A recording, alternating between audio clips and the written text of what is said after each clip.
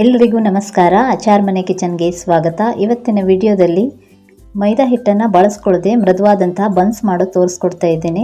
ಮೈದಾ ಹಿಟ್ಟು ಆರೋಗ್ಯಕ್ಕೆ ಅಷ್ಟೊಂದು ಒಳ್ಳೆಯದಲ್ಲ, ಹಾಗಾಗಿ ಮೈದಾ ಹಿಟ್ಟಿನ ಬದಲಾಗಿ ಗೋಧಿ ಹಿಟ್ಟಿಂದ ತುಂಬ ಮೃದುವಾದಂತಹ ಬನ್ಸನ್ನು ತುಂಬ ಈಸಿಯಾಗಿ ಯಾವ ರೀತಿ ಮಾಡೋದಂತ ಇವತ್ತಿನ ವಿಡಿಯೋದಲ್ಲಿ ತೋರಿಸ್ಕೊಡ್ತಾ ಇದ್ದೇನೆ. ಅದಕ್ಕೂ ಮೊದಲು ನೀವೇನಾದರೂ ಮೊದಲನೇ ಸಲ ನಮ್ಮ ವಿಡಿಯೋ ನೋಡ್ತಾ ಇದ್ದರೆ ವಿಡಿಯೋಗೊಂದು ಲೈಕ್ ಮಾಡಿ, ಹಾಗೂ ನಮ್ಮ ಆಚಾರ್ ಮನೆ ಕಿಚನ್ ಚಾನಲನ್ನು ಸಬ್ಸ್ಕ್ರೈಬ್ ಮಾಡೋದನ್ನು ಮರಿಬೇಡಿ. ಬನ್ನಿ ಹಾಗಾದರೆ ಈ ಮೃದುವಾದಂಥ ಬನ್ಸ್ ಯಾವ ರೀತಿ ಮಾಡೋದಂತ ನೋಡೋಣ. ಇಲ್ಲಿ ಬನ್ಸ್ ಮಾಡೋದಕ್ಕೆ ನಾನು ಈ ರೀತಿ ಚಿಕ್ಕ ಚಿಕ್ಕದಾದಂಥ ಬಾಳೆಹಣ್ಣನ್ನು ತೊಗೊಂಡಿದ್ದೇನೆ. ನೀವು ಮೈಸೂರು ಬಾಳೆಹಣ್ಣು ಯಾವ ಬಾಳೆಹಣ್ಣಿದ್ರೂ ಅದನ್ನು ಬಳಸ್ಕೋಬೋದು. ಈ ಬಾಳೆಹಣ್ಣನ್ನು ಕಟ್ ಮಾಡಿಬಿಟ್ಟು ಮಿಕ್ಸಿಗೆ ಸೇರಿಸ್ಕೊಳ್ತಾ ಇದ್ದೇನೆ. ಇದಕ್ಕೆ ಒಂದು ಅರ್ಧ ಕಪ್ ಆಗುವಷ್ಟು ಮೊಸರನ್ನು ಸೇರಿಸ್ಕೊಳ್ತಾ ಇದ್ದೇನೆ. ಅದೇ ರೀತಿ ಸಕ್ಕರೆಯನ್ನು ನಾನಿಲ್ಲಿ ಒಂದು 2.5 ಸ್ಪೂನ್ ಆಗುವಷ್ಟು ಸೇರಿಸ್ಕೊಳ್ತಾ ಇದ್ದೇನೆ. ನೀವು ಬನ್ಸ್ ತುಂಬ ಸಿಹಿ ಬೇಕು ಅಂತಂದರೆ ಸ್ವಲ್ಪ ಜಾಸ್ತಿ ಸೇರಿಸ್ಕೋಬೋದು. ಅದನ್ನು ಈ ರೀತಿ ನುಣ್ಣಗೆ ರುಬ್ಕೊಂಡು ಈ ಹಿಟ್ಟನ್ನು ಕಲಸೋ ಪಾತ್ರಕ್ಕೆ ಸೇರಿಸ್ಕೊಳ್ತಾ ಇದ್ದೇನೆ ನಾನು. ನೀವು ಈ ರೀತಿ ಮಿಕ್ಸಿಯಲ್ಲಿ ಈ ರೀತಿ ರುಬ್ಕೊಳ್ಳೋದ್ರಿಂದ ಬಾಳೆಹಣ್ಣು, ಸಕ್ಕರೆ, ಮೊಸರೆಲ್ಲ ಚೆನ್ನಾಗಿ ಹೊಂದ್ಕೊಂಡು ಮಿಕ್ಸ್ ಆಗ್ತದೆ ಅನ್ನೋ ಉದ್ದೇಶದಿಂದ ನಾನು ಮಿಕ್ಸಿಯಲ್ಲಿ ರುಬ್ಕೊಂಡಿದ್ದೇನೆ.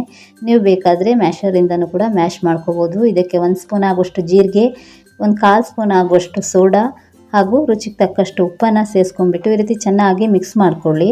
ನಾವು ಇದಕ್ಕೆ ಸೇರಿಸಿರುವಂತಹ ಸೋಡಾ ಸ್ವಲ್ಪ ಆ್ಯಕ್ಟಿವೇಟ್ ಆಗಬೇಕು, ಹಾಗಾಗಿ ಒಂದು ಸಲ ಚೆನ್ನಾಗಿ ಮಿಕ್ಸ್ ಮಾಡಿಕೊಂಡು ನಾವು ಮೊಸರು ಸೇರಿಸಿರುವಂತಹ ಕಪ್ನಲ್ಲಿ 2 ಕಪ್ ಆಗುವಷ್ಟು ಗೋಧಿ ಹಿಟ್ಟನ್ನು ಸೇರಿಸ್ಕೊಂಡು ಮಿಕ್ಸಿಯಲ್ಲಿ ರುಬ್ಬಿರುವಂಥ ಈ ಬಾಳೆಹಣ್ಣಿನ ಮಿಶ್ರಣದಲ್ಲಿ ಹಿಟ್ಟನ್ನು ಚೆನ್ನಾಗಿ ಕಲಿಸ್ಕೊಳ್ಬೇಕು.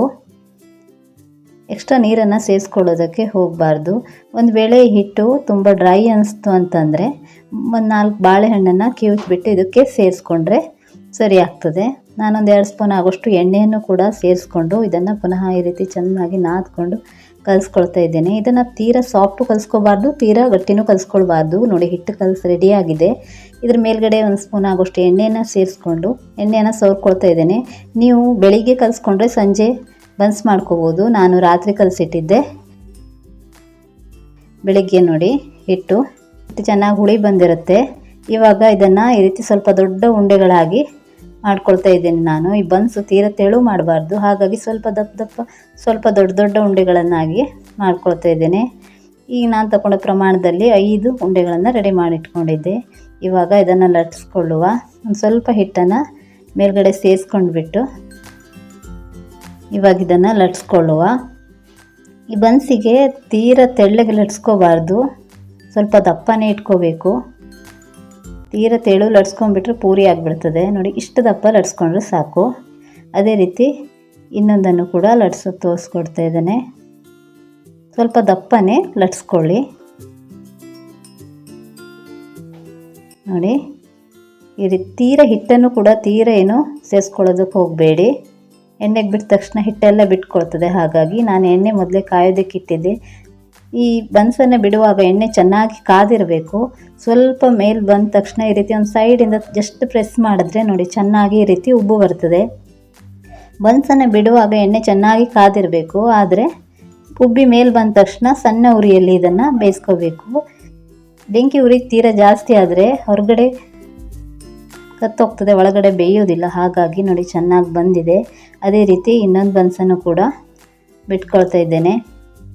ಮೈದಾ ಹಿಟ್ಟಿನಿಂದ ಬನ್ಸ್ ಮಾಡ್ಕೊಳ್ಳೋದಕ್ಕಿಂತ ಈ ರೀತಿ ಗೋಧಿ ಹಿಟ್ಟಿನಲ್ಲಿ ಬನ್ಸ್ ಮಾಡಿಕೊಂಡ್ರೆ ಗೋಧಿ ಹಿಟ್ಟು ಆರೋಗ್ಯಕ್ಕೂ ತುಂಬ ಒಳ್ಳೆಯದು. ಅದೇ ರೀತಿ ಮನೆಯಲ್ಲಿ ಬಾಳೆಹಣ್ಣು ಇದ್ದಾವಾಗ ತುಂಬ ಈಸಿಯಾಗಿ ಈ ರೀತಿ ಬನ್ಸನ್ನು ಮಾಡ್ಕೋಬೋದು.